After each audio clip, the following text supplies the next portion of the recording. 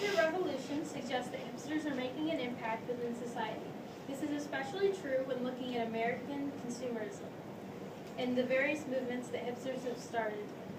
However, one must first completely understand the term hipster and its implications in order to recognize these movements' full impact. The term hipster is commonly used within this generation, and although the term has been used since the 1940s, the context of the word has varied greatly. With this, there are very important definitions of the word, two of them to be exact: the denotative and the connotative meaning. The Merriam-Webster dictionary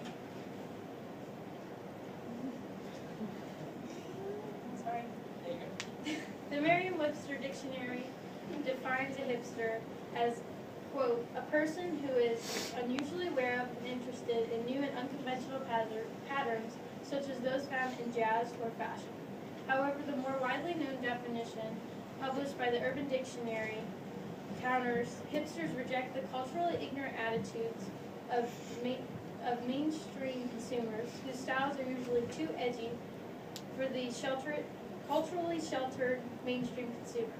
An unbiased term for both of these definitions would simply state a hipster to be a trendsetter. However, people are more likely to associate a hipster or any such imitation with the Urban Dictionary definition. In fact, the general public has a very negative connotation towards the word. Phrases such as, "that's so hipster," or "I liked insert common thing before it was cool,"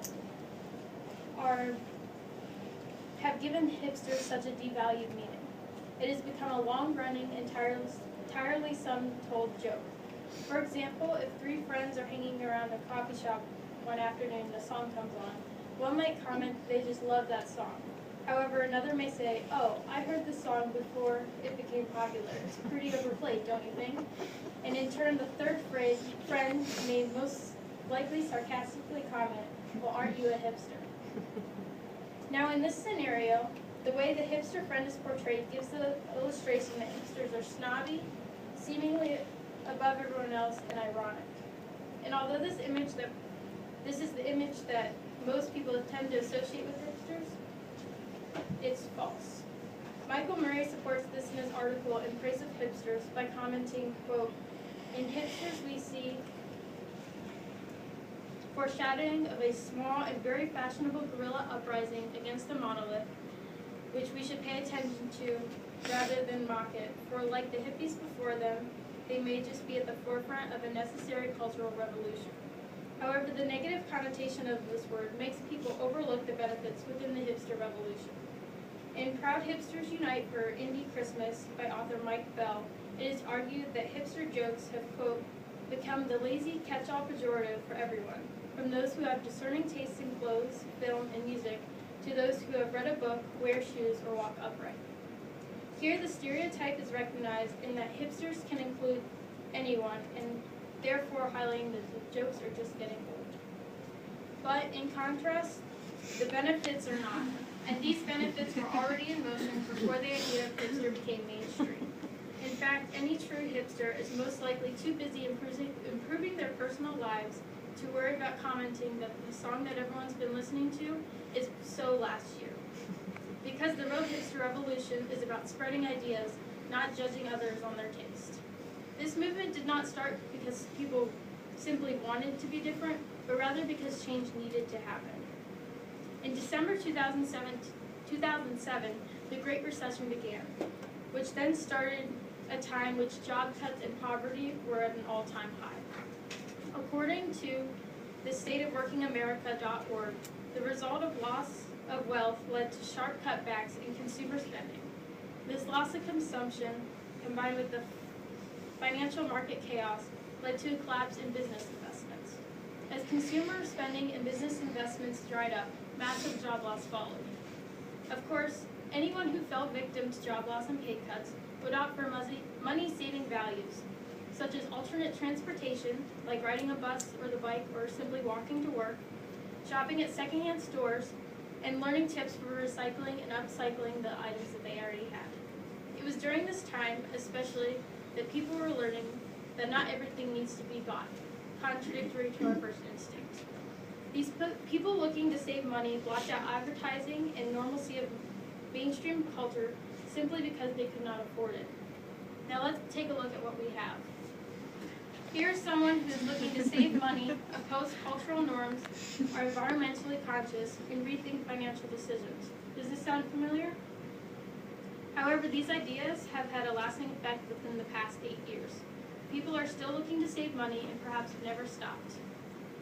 According to MarketWatch.org, Americans are still 40% poorer than before the recession. And therefore, these new set of values, these so-called trends, have turned into a lifestyle for some. While some have adopted the term hipster as their label. What we see now is how the modern hipster was born. And these are the trendsetters who do not demand recognition. They may not know it, but they are benefiting their community one step at a time. One example of this is the economically conscious hipster, one that prefers or embraces thrifting. By shopping at consignment shops, hipsters are opposing corporation-based consumerism. This, in turn, puts more money back into the hands of the people rather than the businesses themselves. Murray suggests that because the general public is so distrustful of big business, there should be a movement against it. And the community-based hipster movement is the answer. This way, people have more control over exactly where their money is going. Most thrift stores, such as Goodwill, are nonprofit organizations and contribute to the community by directly benefiting the people in it. Here is one of Goodwill's logos, which illustrates their philosophy of using money off of donations to create jobs, where people can, in turn, donate back into the cycle again. Goodwill's website explains that donations help people by keeping gently used items in use and out of landfills, while also creating an affordable and shopping alternative for the community members, all of this while creating jobs as well. This way, the money made in one community stays within that same community. The hipster revolution also redefined this thrifting movement. Whereas once considered embarrassing to shop or wear secondhand clothing, it is now a cultural trend. As a result, thrift stores shopping as a norm can equalize those of different socioeconomic statuses. Community members, whether they're college students looking to save a penny, people struggling with each paycheck, or those looking for the effortlessly cool style that they'll wear to the next music festival they attend, can now find their unique style judgment-free where it is affordable, instead of the high-end clothing found at the moment. The hipster revolution also has other benefits within the society. Murray continues to argue that, quote, it seems evident that untrammeled capitalism has had a ruinous effect in our inner and outer environment, and the hipster way of life seems to be a rational reaction to that.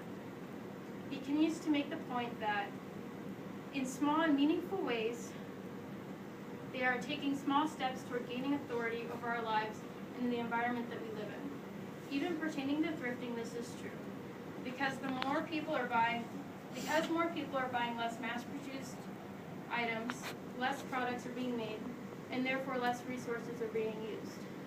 In societypages.org, an article titled, Are Thrift Stores Just for Hipsters?, argued that, quote, the idea of being green in our consumerism is gaining some traction. The idea of shopping at thrift stores has some potential. By reusing and repurposing old clothes, we can reduce waste, and by recycling from thrift stores, we out of the production consumer cycle that can lead to workplace abuses. Author Kai Nagata, who studied Canadian hipsters, agrees to these arguments, and hipsters are, quote, a reaction to the waste built into the consumer economy. The more we factor in the true cost of resources, the more efficiency and environmental conservation will take priority. Here Nagata is explaining that what we mock about hipsters, such as the vintage clothing, the self-conscious spending, and the avid recycling and do-it-yourself projects, are something that everyone can learn from. Teens, for example, are learning to make things from supplies found around their house instead of buying them in stores. We can see that the do-it-yourself and recycling movement, as part of the hipster revolution, have taught and encouraged frugality to younger generations. With these ideas behind the hipster revolution, one can see that the movement benefit communities perhaps unconsciously. The movement has taught people to become more aware of their consumerism, which has thus allowed them to make changes to give more power back to the people.